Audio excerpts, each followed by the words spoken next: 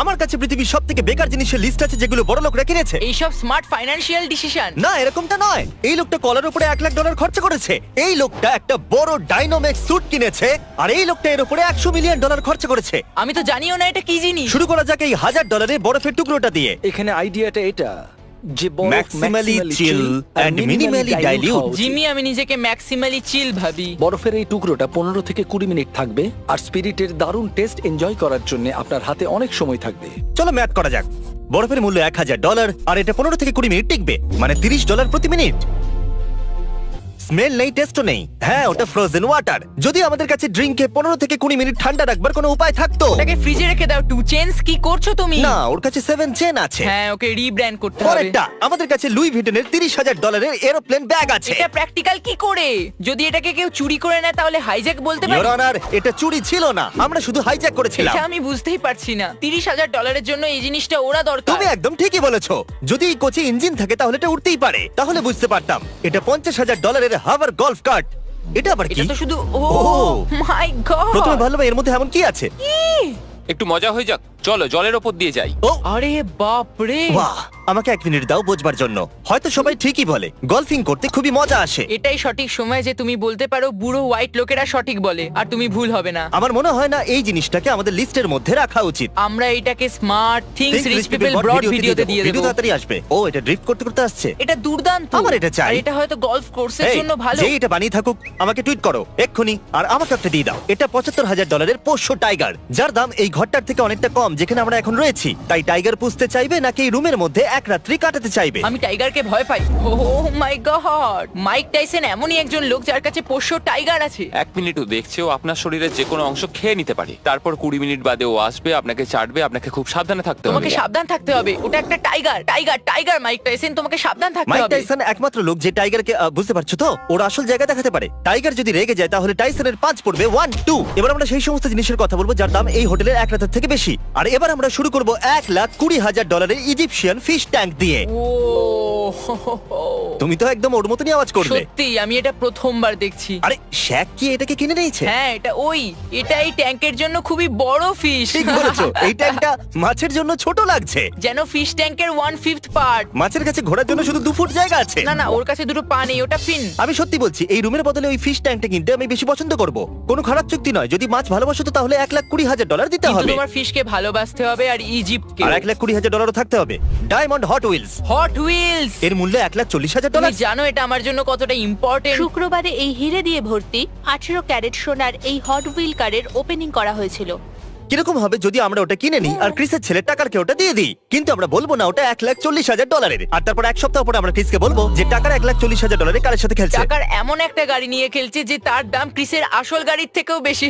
এবার একটা কলা দেখবো যেটা দেওয়ালেতে আটকানো আছে, আর এর মূল্য হলো $1,50,000। ওদের মধ্যে একটা $1,20,000 বিক্রি হয়েছে, তৃতীয়টা $1,50,000 বিক্রি করার আশা আছে। একটা কথা বলবো, আমিও আর্টে যেতে চাইবো। আমার প্রথম পিস যেটা আমি বেচতে চলেছি সেটা হলো মনস্টার ক্যান, $2,00,000। ও $1,90,000। এরপরে দেখা যাক $250,000 বাংলো ডগের জন্য। ও একেই বলে মূল্য। মজা তো করছে না তাই না? ভাই কি, এর বাড়ি তো আমার বাড়ির থেকেও অনেক ভালো। এখানে 5টা ডগস থাকে জানো। আমি একটা মিনি ডগ হাউস বানাবো আর 5টা ডগকে অ্যাডাপ্ট করে নেব। এটা আমার স্বপ্ন। এটা আমারও চাই, কিন্তু ক্যাটদের জন্য। এটা $5,75,000 রোবোসরাস। এটা তো অ্যানিমের মতো। এটা $5 মিলিয়ন কেন নয়? কি এটার মূল্য ল্যাম্বরগিনি থেকে কম? আরে তা কিভাবে? আরে এর কাছে ফ্লেম থ্রোয়ারও আছে। এটা কি ধরনের পাওয়ার রেঞ্জার ভাই? আমি শুধু এটাই বলবো কি যে যে জিনিস এটাকে এটা? বানায় আমাকে টুইটারে ডিএম করুক যাতে আমিও এটা কিনতে পারি। তাড়াতাড়ি 1 মিনিট। এগুলো হলো সেই বেকার জিনিস যেগুলো বড় লোকরা কেনে। হ্যাঁ, হ্যাঁ। তাহলে ছাড়া এগুলো আমার চাই না। আমি এগুলো কিনতে চাই না। তুমি এখন পিছু আরে না না, পাচ্ছ। উপস উপস। এ কি আমাকে নিয়ে ইয়ার কি হচ্ছে? সিরিয়াস হয়ে যাও। আমার মতে এটা বোকামো। কোন মূর্খই এটা কিনবে। না, সে তুমি যে এটা তো বিরোধী শুধু- হও না কেন, কিন্তু এটা টাকা নষ্টই বটে। এই গাড়িটাকে নষ্ট করে দিচ্ছে। ওর কি ক্ষতি করেছে? হয়তো অ্যাটাক অন টাইটান্স এর অংশ এটা। ওকে, এটা যে বানিয়েছে আমাদের অ্যাটাক অন টাইটানের মতো কিছু বানাতে না, হবে। আমরা বড় লোক দিয়ে মজা করছি। যদি আমি একটা মূর্খ ধনী মানুষ হতাম তাহলে আমি এটাই বলতাম। একদম, এই হলো কথা। একদম ঠিক বলেছে। এটা $1 মিলিয়ন মাছ ধরবার বড়শি। না, ম্যাক ম্যাকবার্নি ইনি হলেন ইনভেন্টর আর ডিজাইনার এই $1 মিলিয়ন বড়শির। আর বন্ধুরা, এটা সত্যি $1 মিলিয়ন। ওনাকে এটা 4 বার বলতে হলো যেন লোকেরা রোজ $1,000,000 নকল হিরের বড়শি বানায়। আরে ভাই, এটাই তো আসল। ও বলবে শান্ত হয়ে যাও বন্ধুরা, এটাই সেটা। ইনফ্যাক্ট আমাদের কাছে একটা ভিডিও আছে এটাকে না, ওটাকে সমুদ্রে ফেলো না। যেমনটা আপনারা Oh, দেখতে no! পাচ্ছেন। ওয়াও, আমি জানতে চাইবো আপনারা কি পছন্দ করবেন, $1 মিলিয়ন ফিশিং রিল অথবা এই ড্রাগ ক্যাবিনেট যার মূল্য হলো $1,000,000। আমরা এই পুরো ভিডিওটা এই রুমেই করতে পারি। এতে সেন্সর লাগানো আছে, আর যদি তুমি এটাকে জোরে প্রেস করো তাহলে সিকিউরিটি লোকেরা চলে আসবে আর তুমি গেলে। কাল তুমি এটা ওপেন করবে? একদম। তোমাকে ক্যামেরা দেখা যাচ্ছে? আরে না, $1,000,000 বড়শি নাকি এটা? এরপরে হলো একটা এনএফটি যেটা 2.9 মিলিয়নে বিক্রি হয়েছে। এটা টুইটারে সবার প্রথম টুইট ছিল। প্রথম টুইট ছিল কি আমি সেটাও জানি না এটা কি ছিল। ও টুইটারটাও ঠিক করে এটা লেখেনি। কোনো মূর্খতা ছিল না, কারণ ওই টাকাটা চ্যারিটিতে গেছিল। এটাকে $280 আবার বিক্রি করা হয়েছিল। কি? ওয়াও, এর উপরে তো সিনেমা হওয়া উচিত। একটু ভাবো, একটা এনএফটির জন্য 2.9 মিলিয়ন পে করা, আর তারপরে 1 বছর পরে এটাকে 280 তে বেচে কোথাও দেওয়া। না কোথাও একে নিয়ে ডকুমেন্টারি হবে। এটা মজাদার ছিল। প্রথমে বাড়ি বিক্রি, তারপর আসবাবপত্র, তারপরে এনএফটি কিনলো, আর শেষে শুধু পাউরুটি কেনার টাকা থাকলো, ব্যাস। টেকনিক্যালি এখনো অবধি এটা সবথেকে বাজে ডিল। এটা এখনো পর্যন্ত সবথেকে খারাপ ইনভেস্টমেন্ট হওয়া উচিত। এরপরে দেখবো একটা ফ্রোজেন শার্ক, যেটা কাল একটু এদিকে এসো। এই ব্যাড বয়ের মূল্য হলো $3 মিলিয়ন।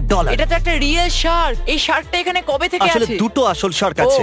ও দেখো, এটা চ্যান্ডলারের সাথে পাওয়া যায়। এটা পৃথিবীর সবথেকে দামি হোটেলের ঘর, কারণ এখানে ক্রেজি আর্টওয়ার্ক আছে। আর আমি এখনো বুঝতে পারলাম না এটা আসলে $1 মিলিয়ন কেন। বেকার জিনিস। এটা হলো পৃথিবীর সবথেকে বড় এসইউভি, $3 মিলিয়ন।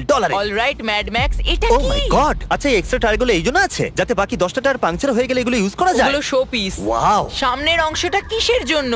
মানুষের জন্য তো জায়গায় নেই, এটা ফালতু। এর থেকে ফালতু জিনিস আমি আগে এটা কি দেখিনি। 3.7 মিলিয়ন সোফার থেকেও বেশি ফালতু? এমনকি এই সোফার জন্য সিকিউরিটি গার্ডও আছে। তাহলে বলুন, এই 3.7 মিলিয়নের সোফাটা কি এই লোকটার সাথে সেফ আছে? যদি আমি একটা চোর হতাম আর এটাকে গার্ড দিতাম, তাহলে আমি এটাকে চুরি করে নিতাম অবশ্যই। এই সিকিউরিটি গার্ডকে আমি আমার বাচ্চা দেখাশোনার জন্য রাখতাম, এই সোফার সুরক্ষার জন্য তো এই রাখতামই না। লোকটার কাছে আমি চাইবো যে আমার ছেলের কাছে হিস্ট্রি পড়ুক। আর এই সোফাটাকে চুরি করবার চেষ্টা করবে না। একজন লোকাল হিস্ট্রি টিচার এটাকে রক্ষা করছে। এটা কি একটা মেটাল এর সোফা? কোনো মানেই হয় না।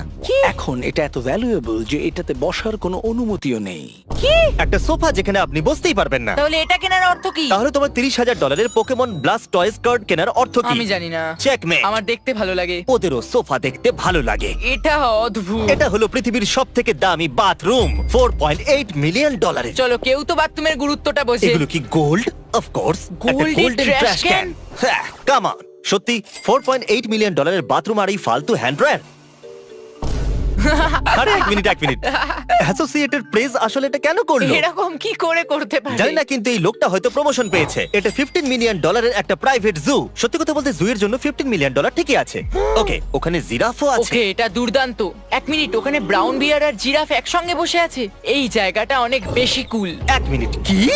Zero shot? ওখানে কি বিয়ারকে হাত দিয়ে খাওয়ানো হয়? আমার মতো মানুষ এটা কোনোদিন করবে না। মাইক টাইসনের টাইগারের কথা মনে পড়ে Oh my গেল। God! ওরা অ্যানিমেলদের সাথে এত কমফোর্টেবল কি করে? পৃথিবীর সবথেকে বড় এসইউভির মালিকের কাছেও এই পরিষেবা আছে, যেখানে আপনি $25 মিলিয়ন দিয়ে নিজের নাম মহাকাশে লেখাতে পারবেন। ও ওয়াও! প্রত্যেকটা অক্ষরকে 500 মিটারে মাপা হয়। মানে একটা লিটার 5 মিলিয়নের। এই জিনিসটা কতটা বিশাল এটার আন্দাজ করতে গেলে এখানে আমরা আবুধাবি আর আলফুতাসাই দুটো আইল্যান্ডেরই দৃশ্য দেখাচ্ছি। ওয়াও! কি দারুণ! জানো তুমি, যদি আমার কাছে 25 মিলিয়ন এক্সট্রা থাকে তাহলে আমি হয়তো ওটা কিনে এটা নেব। দারুণ লাগছে, কিন্তু দেখবে কি? ওদের মতো বড় লোকরা এটা নিয়ে চিন্তাই করে না। ওদের অ্যাসিস্ট্যান্ট হয়তো দেখে, মালিক তো জুতে এনজয় করে। তাও আর 5 বছর বাদে উধাও হয়ে গেল। সত্যি সব টাকা জলে চলে গেল। খুশি হয়েছি আমি $25 মিলিয়ন বাঁচিয়ে এটা নিয়েছি। হয়তো এখন অবধি সবথেকে বেকার ইনভেস্টমেন্ট। কারেক্ট। এবার $42 মিলিয়ন আশ্চর্যজনক ঘড়ি, যার মালিক হলো জেফ বেজোস, আর এই ঘড়িটাকে আগামী 10,000 বছর চালানোর জন্য বানানো হয়েছে। দিনরাত থার্মাল সাইকেলস। এটা মানুষের হস্তক্ষেপ ছাড়াই 10,000 বছর পর্যন্ত সময় চিহ্নিত করবে। যখন পৃথিবীর বড়লোকদের মধ্যে একজন আশ্চর্যজনক ঘড়ি বানানো শুরু করে, তখন একটু ভয় পাওয়া উচিত। শেষ জিনিসটা যেটা বড় লোকরা কিনছে, আমি যদি বড় লোক হতাম তাহলে কোনোদিনই কিনতাম না। এই সব কিছুই কেনা আসলে বোকামি। সেটা হলো একটা মেটাল বানি। মূল্য গেস করুন। No idea. শুনে নিন, $91 মিলিয়ন। এটা কি ছোট? ওরাও সেটা বলছিল। ও, এটা তো খুবই ছোট। তাহলে জেফ কুনসের এই স্কাল্পচার 91 মিলিয়নে বিক্রি হয়েছে। ওয়াও! যদি আপনারা এই লিস্টে থাকা জিনিসগুলো কিনতে আমাকে সাহায্য করতে চান, তাহলে নিকটবর্তী ওয়ালমার্টে যান আর ফেস্টিভ্যাল